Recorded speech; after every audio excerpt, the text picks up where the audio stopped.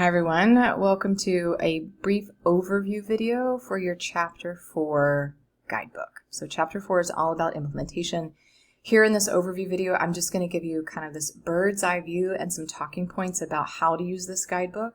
This video in particular is not specifically about coaching for a specific section, so make sure you attend to whatever that video is.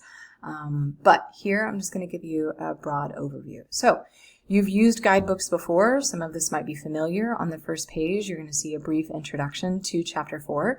Chapter 4 is all about implementation. It's going to be a long chapter. It is the story of your implementation. It's the story of your PDSA cycle, including data collection, including your analysis, your findings, etc. So it's going to be pretty big, and we're going to write it over time. This guidebook offers you step-by-step for how to write this chapter of your DIP, as well as step-by-step instructions for how to write up each section. I'll give you some, in just a few moments, I'll kind of guide you through the organization for this guidebook and how we communicate certain things with each section. There is some writing advice here, and depending on the version of the guidebook that you have, I imagine that these might be updated over time, so do take a look at your specific document to see what is there, but relatively a lot of things should be similar.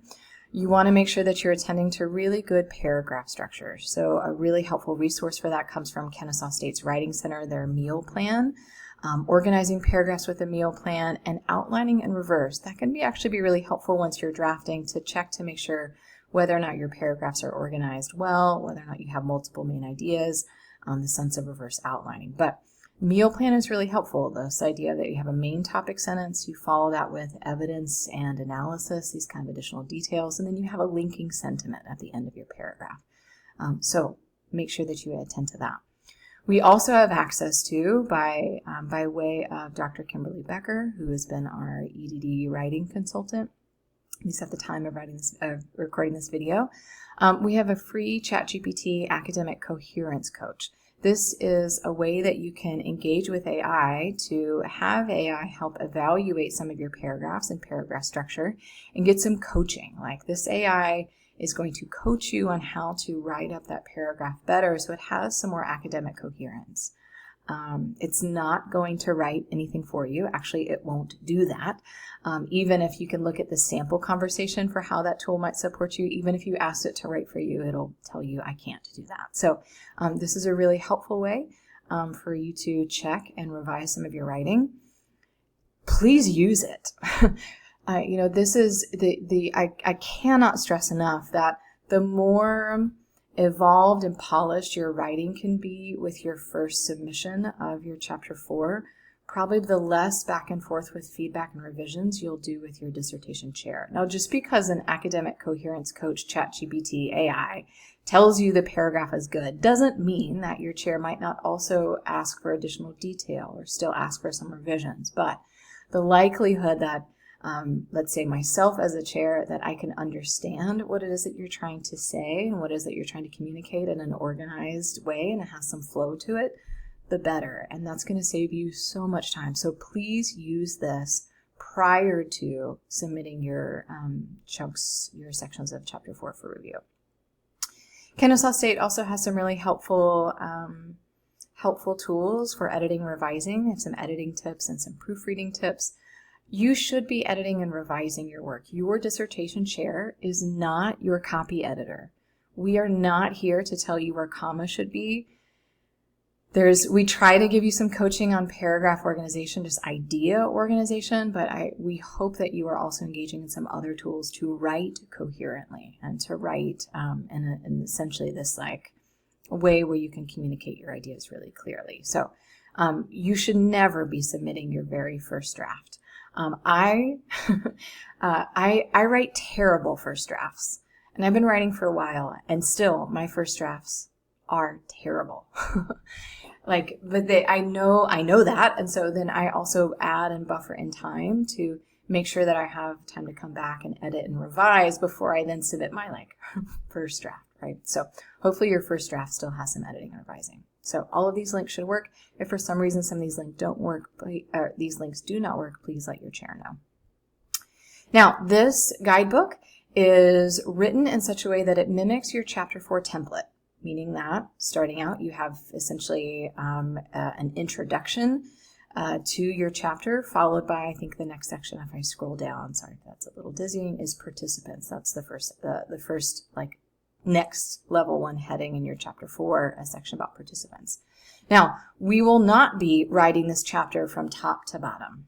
That's just not possible, and it's also not what people usually do when they're writing manuscripts and articles. Writers, authors usually hop around, and we might write some section later on before we actually come back to the beginning and write some of that stuff. So we will not be following this piece by piece. You need to make sure that you are following the syllabus for your course and that you're attending to those assignments. So those assignments and what section of chapter 4 you're supposed to be working on will be delineated to you by Canvas. So make sure that you follow that. But essentially for each section, I'm going to hop down to the participant section because I know that's a little bit weightier than the introduction to the chapter. We usually recommend writing the introduction to your chapter at the very end. Once you have written your chapter, then you can actually introduce it. So your participants, you'll notice that each section will tell you what level heading it should have. So it should have a level 1 heading. The guidebook tells you the purpose of the section, the approximated length of the section, and a content overview, like what you'll actually do, what type of content is here. So not just the purpose, but what is here. The guidebook also tells you the tone and approach. Different chapters are like written like different genres, like there's different tones that we use. The tone you wrote to write chapter 2, this like engaging with some literature and contextualizing your problem of practice, is going to be a very different tone that you use here in chapter 4. Chapter 4 is going to read very narratively, which some of you might really enjoy writing narratively. I know I do. But there's always some guidance for tone and approach. So use past tense throughout. You're describing what actually happened. Write descriptively and appreciatively about your participants, the sense of like we should hear your sense of appreciation for your participants volunteering their time and effort. Maintain first-person narrative, so you should always use I statements. Please do not use the researcher. You are a human being, and this is your work, so write it up narratively. And protect participant anonymity while providing meaningful context. Each of the sections also has an organization strategy and guiding questions. So here it tells you how to organize the section. So if we go back up, length 5+ paragraphs plus a participant summary table. Here in organization strategy, it's going to tell you how to organize those 5 or more paragraphs. So here, for example, write a brief introduction paragraph that describes the purpose of the section before you get to some level 2 headings. The level 2 headings here are participant overview and characteristics, approximated length, some guiding questions. The next level 2 heading is recruitment and selection process. Level 2 heading, 1 to 2 paragraphs. And then you have a participant summary table. Notice that doesn't have a heading, but you're including it within this section. So present table 4 point, whatever number it should be, right? Based on how it's appearing in your chapter. And then there's some suggestions of how to use the table. There's also a sense of like, how detailed do you get, right? This is also, sometimes I think students ask, well, how much do I say, or how long should this be? Some of that is also, I'm translating that as how detailed should I be? Is this like a 1 paragraph description, or I could probably talk about this for 3 pages. What do we do? So there's going to be some coaching on your detail level, and then a sense of writing tips. So a list of writing tips specifically for this section. Now, take a look at the writing tips, because the writing tips are, although there might be some that repeat for each section, some of those writing tips are really unique to that section based on how we as scholar practitioners, as we as academics and writers, how we write up these different sections of a research study. Some of the sections, if you are asked to incorporate a table or like a visual, then there's going to be some sample ones in there. So I tried to create some sample tables to give you a sense of, if I say create a participant summary table, you at least have something to work from. Some of these tables might be templates, or some of them might just be suggestions, examples. So here in participants, because you have to write a table, there's a few different sample tables. So you can, again, I'm not going to walk through these, but in this guidebook, you have examples, like something that demonstrates, here's what we're kind of talking about, and here's what we're looking for. And there might be some commentary there, even like sample notes. I know some people are confused of like, how do I know if a table needs a note or not? And so here are just examples of what like good notes are.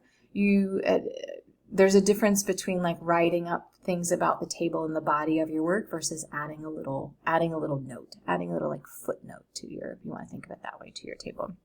So it looks like in this section there are 4 sample tables. I think later on in the measures and instrument section, there's actually a template. Like here is, I'll just scroll down. Sorry, I know it's dizzying. Here's the template to use. So take this table, copy and paste it into your chapter 4 and use that as a template. And again, there are examples. So that's how that's how detailed this guidebook is for you. And take a moment, I'm going to scroll all the way up to the top.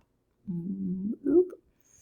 That's how detailed this guidebook is to you. Please use it. It is your guiding resource. Make sure you download it. You can add notes to it. You can mark things off. There will always be a copy waiting for you in Canvas if you need to re-download it or have a new version of it.